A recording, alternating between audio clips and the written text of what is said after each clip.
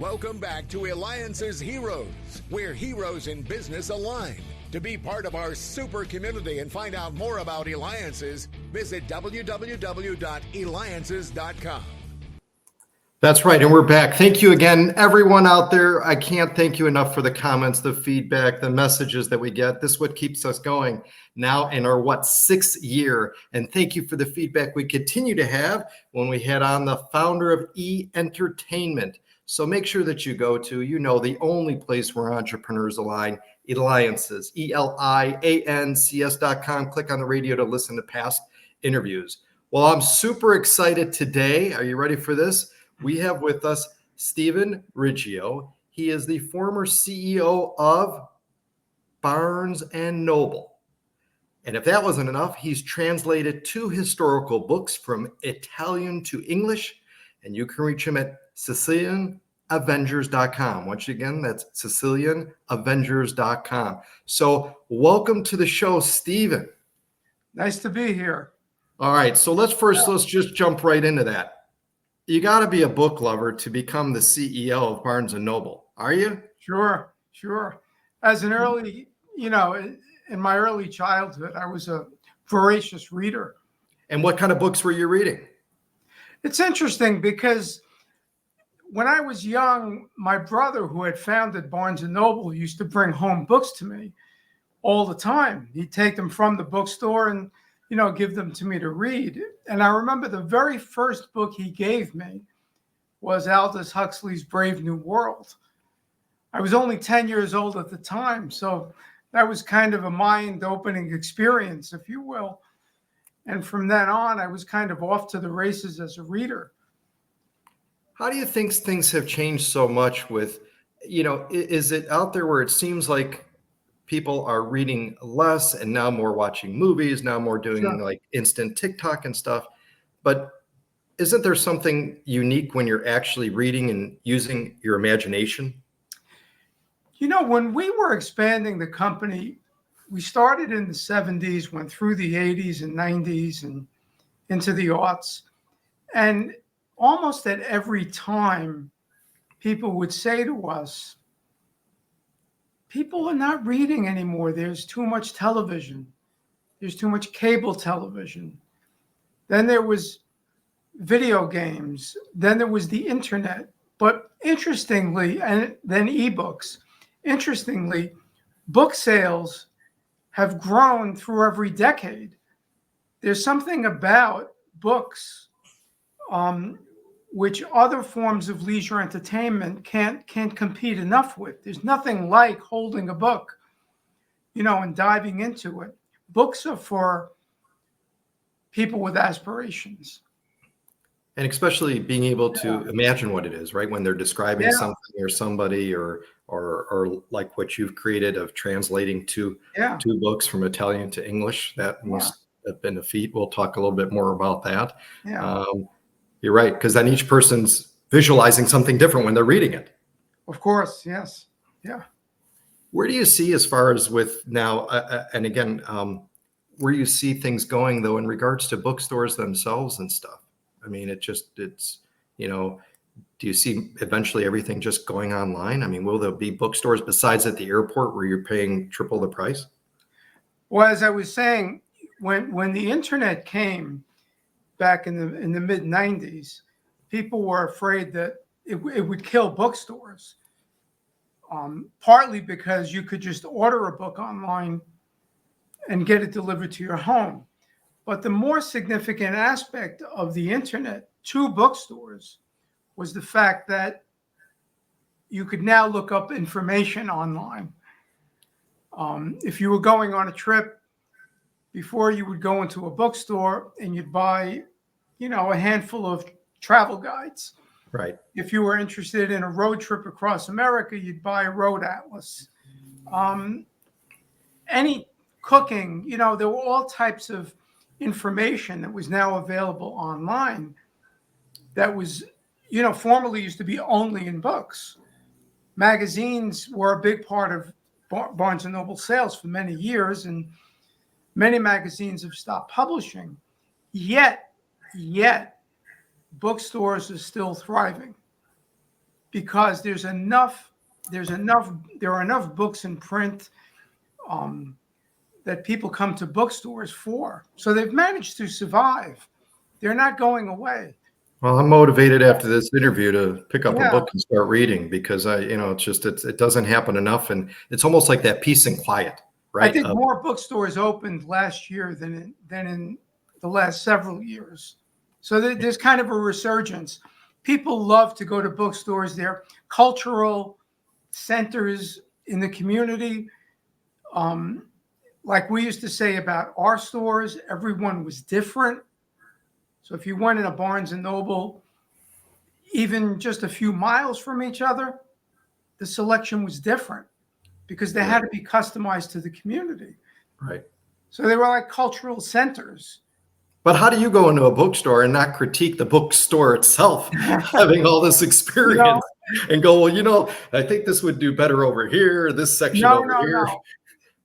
My best experiences were walking into our stores unannounced, somewhere in America that I hadn't been to, and seeing something that was so tailored to that community that it just used to give me goosebumps, knowing that the store manager and the staff there were so keyed into their community and wanted to make that store special to that one place. Those were my best experiences as a CEO, knowing that the people that ran the stores were in full control and they had the ability to make it as if it was their own store. Yeah, and coming from the outside, nobody would have any idea. Nobody would even realize until they were there, like, wow, this is exactly, And again, we're talking with Stephen Riggio, former CEO of Barnes & Noble, translated 2 historical books from Italian to English. You can reach him at SicilianAvengers.com. And again, this is David Cogan with the Eliances Heroes Show. Make sure that you go to Eliances.com. That's ELIANCES.com. All right, Stephen, why take on a project that seems quite complex to me? From Italian to English, and talk about the 2 historical books that you've done. Mm-hmm. I mean, that seems harder than any math problem. I think that in many respects, I was destined to do this. First, I have Sicilian blood. So that first and foremost made the book's content something that I could relate to. Secondly, we began taking Italian lessons after a tragic event in our lives. We lost our daughter, Melissa, to leukemia in 2008. And it was a tough time for my wife, Laura, and I. And in searching to fill that empty hole in our lives, I decided, why not take Italian lessons together? So we started to do that. And a few years into the lessons, our teacher handed us the original Italian version of the book. And I looked at it and I says, well, this is going to be so difficult to read. And yet we began reading it and we fell in love with it. And I decided, let me try to translate this. It was something audacious. I was retired at the time. So it was something that I was able to latch onto. Third, the main character in the book is an orphan. My great-grandfather was born in Sicily. He was an orphan, and he came to America in the Great Migration. So there were so many things that were coming together that made me seem destined to do this. And it was hard. And I was up for a challenge. I wanted to do something audacious. Absolutely incredible. Yeah. And how long did it take? I mean, it's like, how long did it took about 2 years. 2 years. It took about 2 years, yeah. And then how do you have it like quality check to make sure that it was? I had a great editor and a great publisher. Wow. Amazing. Yeah. Absolutely amazing. Yeah. And you served too, not only that, you served on a number of boards, the National Book Foundation, National Down Syndrome Society, founding member of AHRC, New York City Foundation Board. Just, incredible. You ever look back and just think about, again, the history, the impact that you made, again, right? Even with being the CEO of Barnes and Noble, you mentioned about that. Just kind of what goes through your mind, of your history, your legacy, and tying it to the books. Well, my career in book selling was close to 40 years, and it's one of the most proudest things in my life to know that we created, that company together, my brother and I. And he was the founder of the company and one of the great retailers in America. And we had just lost him a couple of weeks ago. So it was a tremendous amount of pride in knowing that we did that. On the personal side, our daughter, who we lost in 2008, had Down syndrome. And my wife, Laura, and I have spent the years since then as advocates for people with intellectual disabilities. And that's been one of the more important parts of our life since she was born. And we continue to advocate and are involved in that area. Wow. Yeah. So for those of you that are watching and listening, listen carefully. We're going to do some snooping right now. So Stephen, I want to do some snooping in your office right now. Okay. Behind you, of course, is the Sicilian Avengers book poster. And then you've got a number of other books, some pictures in there. What would be the one item if you were to be able to grab any item if something were to happen? What item, what thing there means the most to you? Well, these are so many of the books that I used in researching the background to the novel, which is a historical novel. And one of my favorite novels, maybe the favorite novel, is The Leopard by Giovanni di Lampedusa. And it's the great historical Sicilian novel, probably the best novel that ever came out of Italy. So that's the one that I would pick. Wow. If you didn't do a career in books and bookstores and that, what do you think you'd be doing? What do you think you would have done? Well, I'd say when I was young, I wanted to be an architect, and that never got anywhere. I began reading spy novels when I was very young, mostly James Bond by Ian Fleming. So I always thought a career maybe in the CIA would have been interesting. But I think more the George Smiley type than the James Bond type. What's your next book you're going to write? There's a sequel to the book that I translated. Wow. Now, the book that I translated was 1,000 pages. The sequel is 1,700 pages. So we're busy reading that right now, my wife, Laura, and I. Oh, my. How long does it? Why not do something audacious, right? Instead of a small project.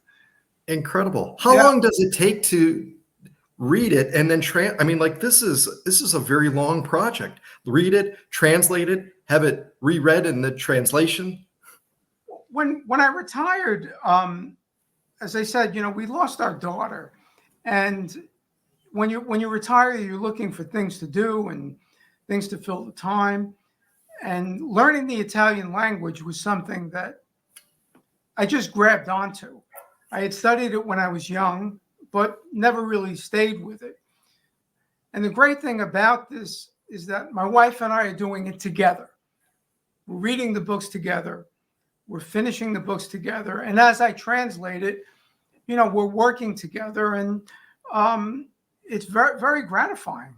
And we've taken many trips to Italy. I'll be going to Sicily tomorrow, which is where the book takes place. So it's been a very nourishing part of our lives. Wonderful. Yeah. It probably brings both of you even closer together. Yes. Yeah. Well, fantastic. Well, Stephen, it's been an honor having you on the show. Stephen Riggio, CEO of Barnes & Noble, translated 2 historical books from Italian to English. Make sure you go to SicilianAvengers.com, and of course, we'll have it on our website, Eliances.com. This has been David Cogan with the Eliances Heroes Show. Thank you again for Stephen for being on the show. It's been a pleasure. Thank you so much. And I got to dance a little bit with you.